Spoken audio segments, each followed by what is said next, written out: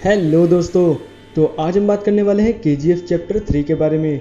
तो जैसे कि आप सभी लोग जानते हैं कि केजीएफ चैप्टर 2 बहुत ही सक्सेसफुल फिल्म रही है भारतीय सिनेमा के लिए, और ये फिल्म अभी तक कई थिएटर्स में सक्सेसफुली चल रही है, बिना किसी रोक टोक के खूब कमाई कर रही है। इस फिल्म की टोटल कलेक्शन अब करीब 1200 करोड़ के आसपास पहुंच चुकी है, और केजीएफ के चैप्टर 2 की सफलता के बाद फैंस को अब बहुत ही बेसब्री से इंतजार है केजीएफ के चैप्टर 3 का। तो हाल ही में अभी कुछ ही दिनों पहले केजीएफ के चैप्टर 3 को लेकर एक अपडेट आई थी, जिसे सुनने के बाद फैंस बहुत ज़्यादा खुश हो गए थे और वो न्यूज़ बहुत तेज़ी से वायरल हो रही थी। हालांकि बाद में पता ये चला कि वो जो न्यूज़ थी वो थोड़ी सी गलत है। तो आखिर क्या थी वो अपडेट जिसे बाद में गलत बताया गया, उसी के बारे में आज की वीडियो में बात करते हैं। इसके अलावा केजीएफ के चैप्टर 3 की स्टोरी के बारे में थोड़ा सा उन्होंने अपडेट और दी है, जिसके बारे में मैं आपको अपना ओपिनियन दूंगा, मैं अपनी राय आपको बताऊंगा। हो सकता है दोस्तों आपको मेरी राय बिल्कुल भी अच्छी ना लगे, आपको मेरी बात सुनकर बहुत ज़्यादा गुस्सा है, क्योंकि ये मेरा ओपिनियन है। हो सकता है आप में से बहुत से लोग मुझसे सहमत भी हो।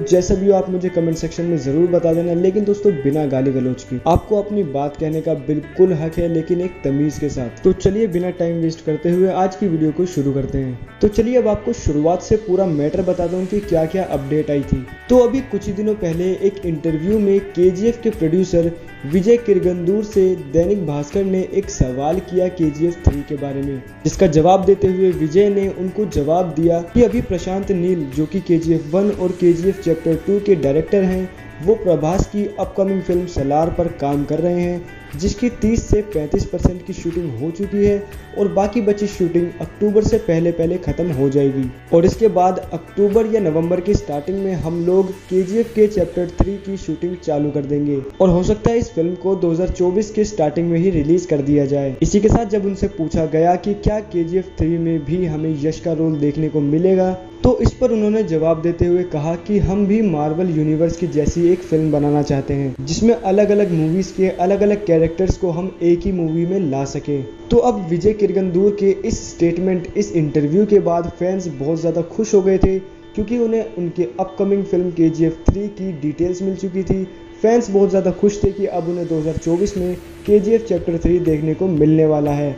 इसी इंसिडेंट के कुछ दिनों बाद केजीएफ चैप्टर 1 और चैप्टर 2 के एग्जीक्यूटिव प्रोड्यूसर कार्तिक ने एक ट्वीट किया, जिसमें उन्होंने इस पूरे वारदात को गलत ठहरा दिया, और उन्होंने ये साफ साफ कह दिया है कि अभी केजीएफ के चैप्टर 3 पर हमने काम करना ना तो सोचा है, अभी हमारे पास कई सारे ऐसे प्रोजेक्ट्स हैं जिन पर हमें काम करना है। जैसे कि मैंने अभी आपको बताया था कि प्रशांत नील अभी प्रभास के साथ काम कर रहे हैं, इसके बाद उन्हें एनटीआर के साथ भी एक फिल्म बनानी है।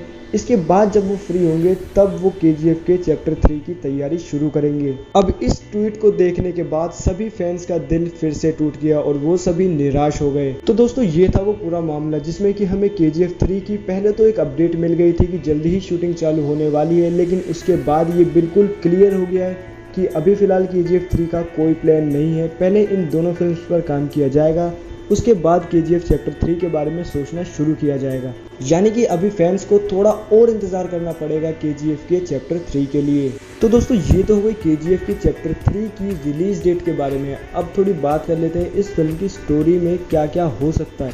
अभी ऑफिशियल स्टोरी तो रिवील नहीं की है कि क्या होने वाला है क्या नहीं होने वाला है, लेकिन जैसे कि आप लोगों ने केजीएफ के चैप्टर 2 में देखा है कि इस फिल्म में यानी केजीएफ 3 में रॉकी भाई का पास्ट दिखाया जाएगा, कि उन्होंने कहां पर जाकर किस 2 देशों में जाकर तबाही मचाई थी, जिसके बाद वो दिखाना अभी केजीएफ 3 में बाकी है।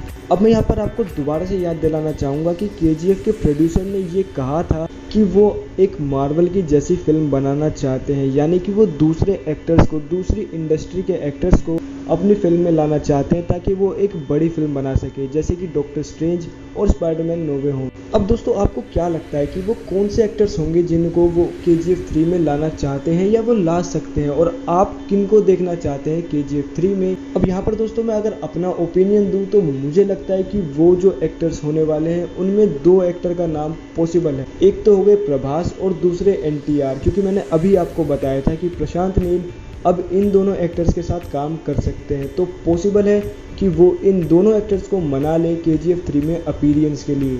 लेकिन दोस्तों हो कुछ भी सकता है, हो सकता है वो किसी और इंडस्ट्री से बुला ले, क्योंकि इस समय KGF की जो हाइप है वो बहुत ज़्यादा है। लेकिन दोस्तों अब जो मैं आपसे बात बोलने वाला हूँ मैं उसके लिए पहले से ही सॉरी बोल देता हूँ, क्योंकि ये मेरा ओपिनियन है।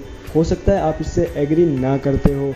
अगर आपको मेरी कोई भी बात बुरी लगती है तो सॉरी, आप मुझे कमेंट सेक्शन में लिखकर बता सकते हैं कि मेरी बात से आप क्यों सहमत नहीं है, और अगर आप कोई जवाब देना चाहेंगे तो वो क्या होगा वो भी आप मुझे कमेंट सेक्शन में बताएं। तो दोस्तों जैसे कि मैं आपको बता रहा था कि KGF 3 की स्टोरी कैसी हो सकती है। अब देखिए मेरा मानना ये है कि KGF 3 बननी ही नहीं चाहिए, क्योंकि यहाँ पर KGF 2 में रॉकी भाई को एक अच्छा एंड मिल चुका है। वो सारा सोना कलेक्ट कर चुके हैं, जितना चाहते थे उससे ज़्यादा वो सोना ले चुके हैं और उनको एक परफेक्ट एंडिंग मिल चुकी है। अब प्रशांत नील को समझना चाहिए कि रॉकी भाई को एक एंडिंग तो मिल चुकी है, तो वो इस फ्रेंचाइजी को एंड कर दें, ना कि उनके पास्ट के कुछ इंसिडेंट को उठाएं और एक नई फिल्म बना दें। क्योंकि दोस्तों हम सब कनेक्ट हो चुके हैं, रॉकी भाई से इमोशनली कनेक्ट हो चुके हैं। जब हमने उनको मरते हुए देखा, जब हमने उनको डूबते हुए देखा, तो यकीन मानिए दोस्तों कई सारे ऐसे फैंस हैं जो कि बहुत ज़्यादा इमोशनल हो गए थे, वो रोने लगे थे। अब ऐसे में दोस्तों आप सोचिए, जब आप एक कैरेक्टर को दोबारा से देखोगे जो कि मर चुका है, उसके पास का वो इंसिडेंट देखोगे, तो हो सकता है फिल्म में वो जान ना रहे, और ये भी पॉसिबल है कि वो फिल्म इतनी अच्छी ना चल पाए। हालांकि इस फिल्म की हाइप अभी से बहुत ज़्यादा है, जिसकी वजह से वो फिल्म सुपर डुपर हिट या मैं कहूँ सारे रिकॉर्ड तोड़ सकती है। लेकिन आप ही सोच के देखिए, क्या आपको वो फिल्म अच्छी लगेगी, जबकि आप जानते हैं कि रॉकी भाई अब जिंदा नहीं है। ऐसे में कितना हार्ड होगा फैंस के लिए उनको स्क्रीन पर देखना। यहाँ पर प्रशांत नील को SS राजमौली से सीखना चाहिए कि किस तरीके से बाहुबली 1 और बाहुबली 2 इतनी सक्सेसफुल मूवीज रही थी, लेकिन उसके बाद SS राजमौली ने बाहुबली 3 नहीं बनाई, जबकि उनको कई सारे ऑफर्स आए थे कि उन्हें बाहुबली 3 बनानी चाहिए, लेकिन वो जानते थे कि कब कहां पर किस फ्रेंचाइजी को एंड करना है। इसीलिए उन्होंने एक नई फिल्म बनाई RRR, जो कि बहुत ज़्यादा सक्सेसफुल रही।